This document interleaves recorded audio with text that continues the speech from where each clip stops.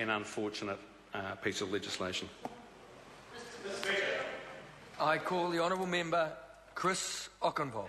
Mr. Speaker, it's always a pleasure to carry on from Phil Twyford, because he's normally very considered and a pleasant member in the House, and he puts forward things in a sensible, appropriate way. On this occasion, I appreciate the comments he has made about this bill, but his sense of timing is not quite right, and I realise that towards the end of the last government, it was difficult for them always to be at every meeting.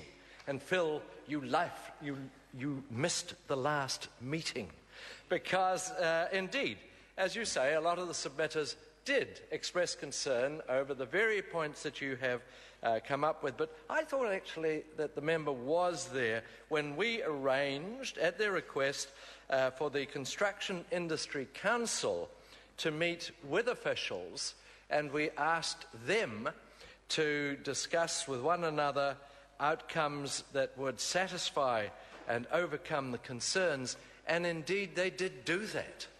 They did do that with considerable success.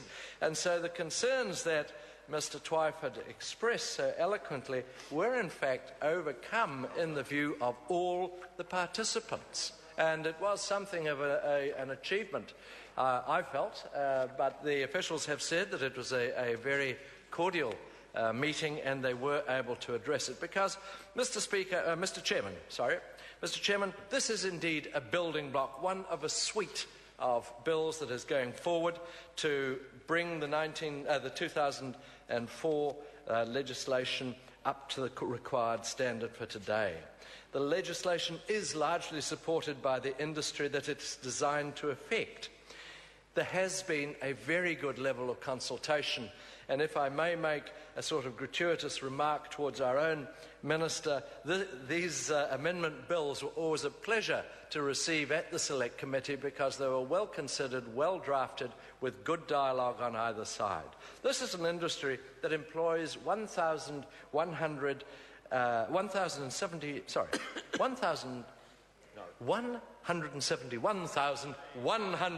employees. That's easy for you to say. Thank you. I remember speaking to the Chief Executive of Master Builders, who'd conducted a series of meetings throughout the country with his members, and he said it's astonishing to behold them as they come along to meetings. They're normally in groups of three or five. They wear shorts, they're hard men physically, they're keen-minded people, they want to get on with the job and do it professionally, and they're very considered. And they are serious people, and they review this seriously as well.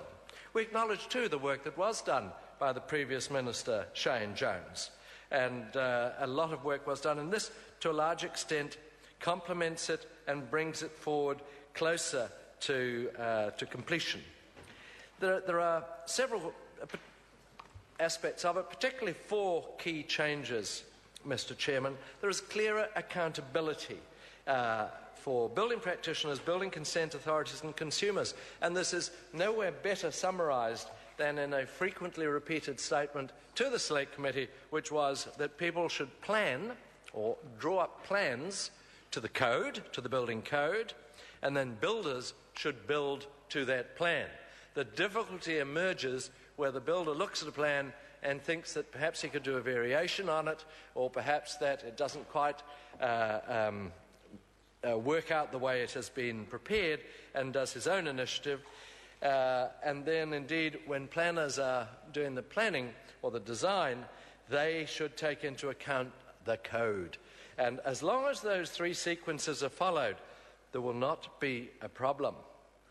The new building consent system that's risk-based, the Minister has spoken about that, which spares me having to detail it any further, and the Code of Ethics for licensed building practitioners to encourage professional behaviour. We have gone occasionally through a very difficult period in building, and it'll be good to have the Code of Ethics established and to have formalised,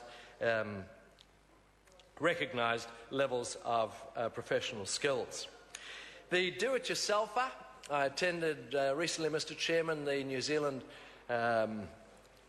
of the Year, and listened to an address by a previously elected New Zealander of the Year, and he talked about building his own house and how it was one of the larger achievements of his life, and that he regretted that that was not a possibility to people nowadays. Well, this bill goes some way to lift the exemptions from people doing that, which will be a useful. And, Mr. Speaker? Mr. Chairman? Call the Honourable Annette King. Mr. Chairman, it's always a pleasure to follow